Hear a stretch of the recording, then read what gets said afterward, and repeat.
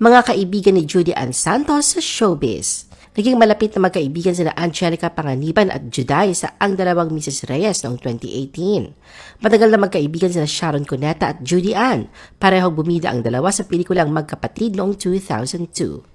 Hindi naman makalimutan ni Mosang ang kaibigan niyang si Judy Ann dahil sa ilang beses na pagtulong sa kanya noong panahon na walang-wala siya. Sa loob ng mga taon, nag-travel na ang mga magkaibigan na sina Juday at Beth Tamayo sa ilang lugar, kasama na ang Palawan, Barcelona at Auckland. Sa Instagram post, ipinakita ni Jolina Magdangal ang throwback picture nila ni Juday noon na ipinagmamalaki kung gaano katibay ang kanilang pagkakaibigan.